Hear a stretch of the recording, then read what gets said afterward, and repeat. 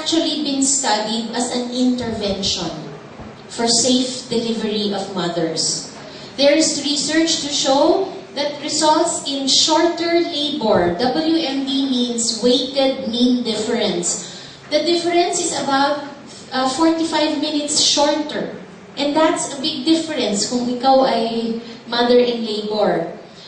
There was increased spontaneous vaginal births, slight increase. Hindi na kailangan masyado ng analgesia or anesthesia just by having a support person to be with them when they go into labor and delivery. Okay? And it's important because in the National Demographic and Health Survey, one of the top 3 reasons why women don't deliver in facilities, number one, of course, is the financial barrier, but among the top reasons are they don't want to go alone. Okay? And so if you allow a person to give them what we call support, no, their support person of choice, that will be a big difference. Okay? Next slide. So ito, ang pagising. Pero actually, tinanong na ho ni Dr. Martha. Lying flat on the back during the second stage of labor is best. True, if you think it's true, raise your hand. If it's mamaya false, raise your hand. So true. False. Sinong tulog? Okay, one more. Konti naman nag-raise ng hand.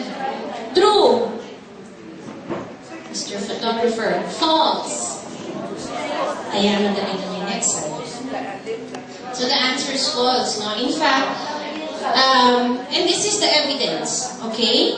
If you allow women, and you will, I believe Dr. Cynthia Tan will lecture on Friday on maternal practices. If you allow gravity to assist in the descent of the baby, you actually end up with a shorter duration of the first and second stage of labor.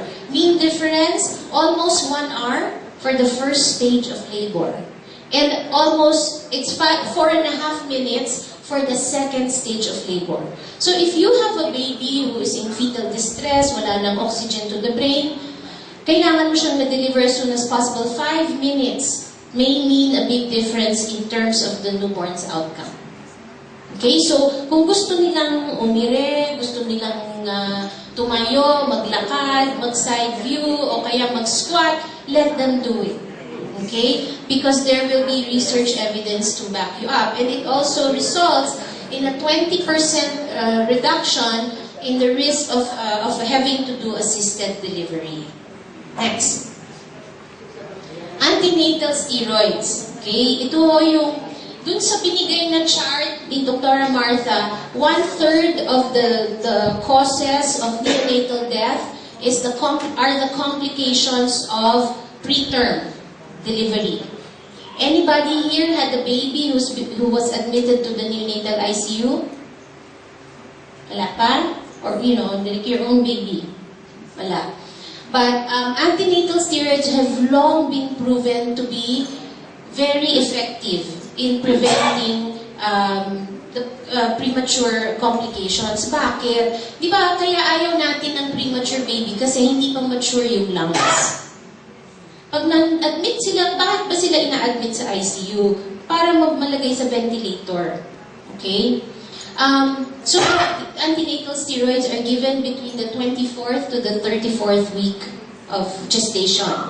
Okay? So, kung nagpapa-prenatal sa inyo and you find that they're going to preterm labor, you give antenatal steroids for 2 doses. Okay? The total cost of the dexamethasone for antenatal steroids is about 100 pesos. How much is it for a newborn who is premature, not given steroids, and you have to admit in the neonatal ICU?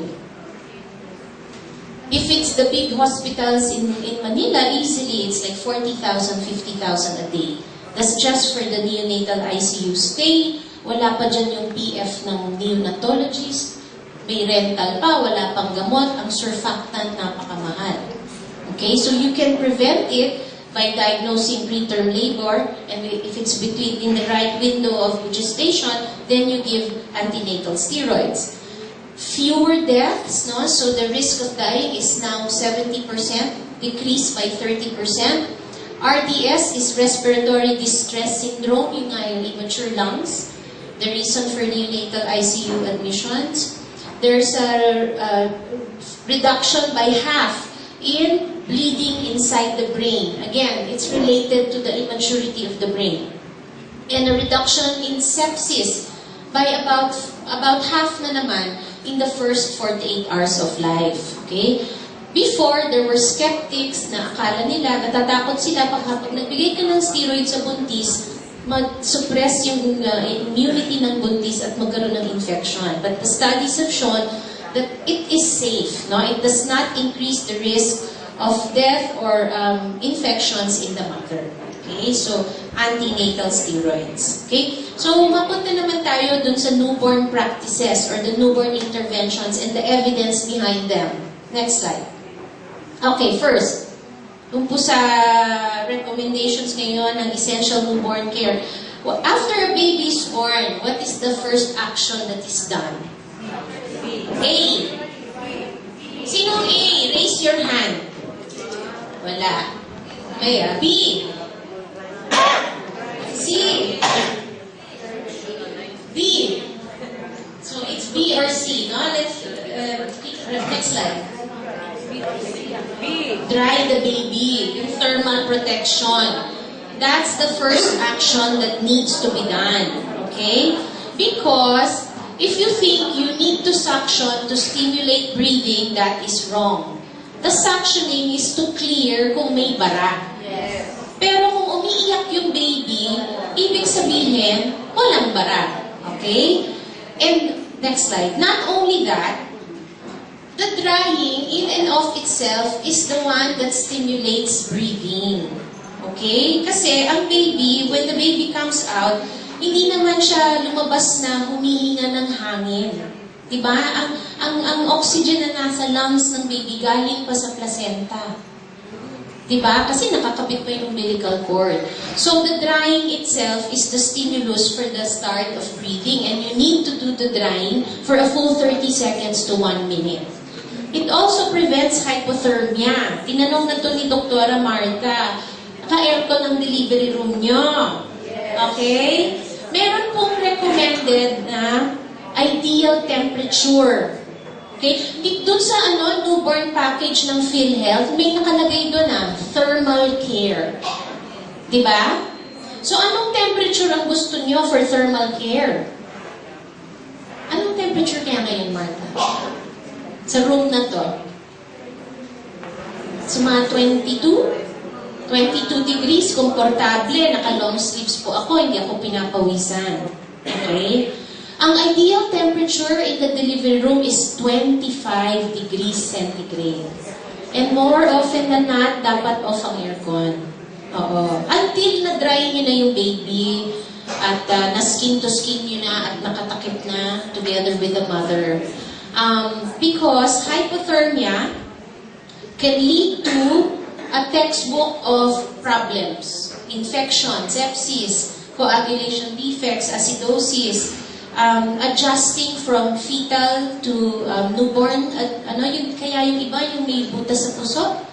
No? This is part of the changes in the heart and the lungs that happen when a baby is born. Hyaline membrane disease and brain hemorrhage are among the complications of prematurity. And so, a baby experiencing too cold temperatures will be prone also to these complications. Okay? Sige, next slide. Ayan, paglabas ng baby, umiiyak. So, di nyo na sinaction. Hindi, umiiyak. And this happens often. Who answers A?